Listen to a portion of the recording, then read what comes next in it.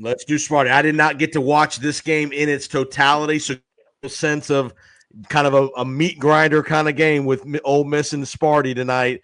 I was impressed at the end. Michigan State made all the free throws at the end that they needed to make, and just give us a little synopsis of just the grind it out. Beard and Izzo have played each other before in this tournament. Just give us a little synopsis of just the meat grinder that this game was. No, you mentioned it, and that's what hit it right on the head. I mean, that's ultimately what Michigan State, how they won the game. It was a grinder, and that's kind of what they're used to. And, that's been the makeup of Tom Izzo's teams every time he gets to a point where he gets to this point.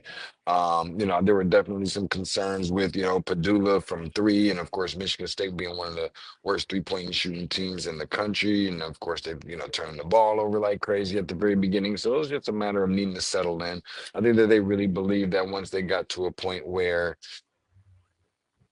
I think they were down seven or something, can't remember exact number, going into the half, they felt very, fortunate, to be only down that much, considering the fact that they hadn't been playing very well. And so, um, another thing, Jace Richardson, who didn't have a very good performance the last game against New Mexico in the second round, kind of, alluded to it in the post-game press conference, and he kind of felt like he let his guys down a little bit and that he needed to make up for that. And they were fortunate and lucky to be able to win that game in advance.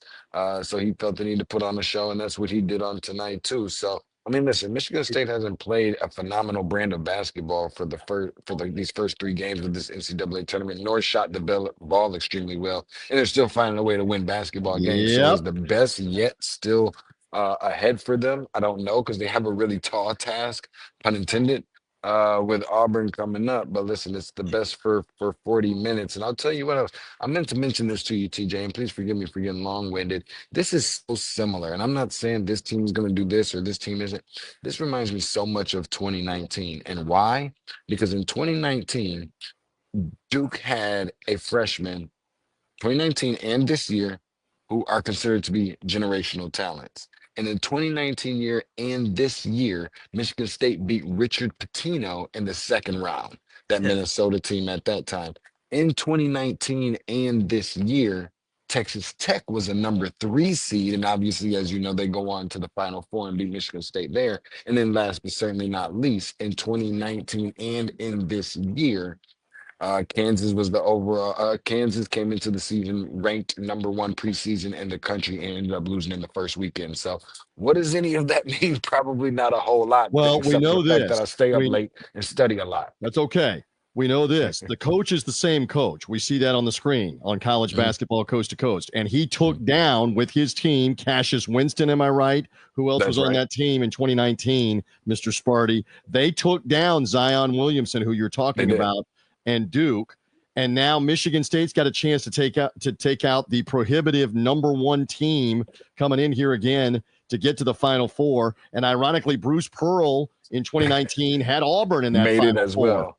and made it Yeah, with yeah. Auburn in And made it with 2019. Auburn. Yeah, So there's a and lot of 2019 yeah. tinge to this No, whole there thing. is. There Can Um, definitely Michigan is. State compete on the interior? Are they going to have major problems with Cardwell and Broom on the interior? Michigan State does not have a big man that doesn't seem to be great, elite, decent. Mhm, Are they going to be able to mhm. compete there?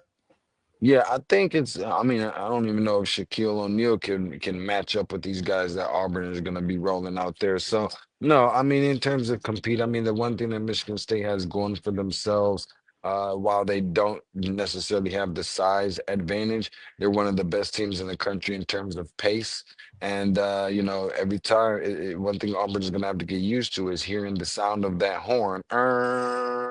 And then it's like a never-ending revolving door of fresh legs that Michigan State can check into the game. I think if Michigan State has a chance at winning a game such as this one, besides the fact that the ball has to go in the basket from the perimeter because of Auburn's size, but even more so, regardless who's shooting the ball at the rim, that ball needs to come off long so that Michigan State's quicker guards can get out in transition in some of those outlet passes. So I think they got the guys that eat enough beef and broccoli to be able to bang down there and maybe draw some fouls and things like that. As far as on the offensive side, probably not. But if in the event what they say that this tournament is so predicated, the success of the tournament is so predicated based on guards. I think it's going to set up for a very interesting Elite Eight on Sunday in Atlanta. All right, we're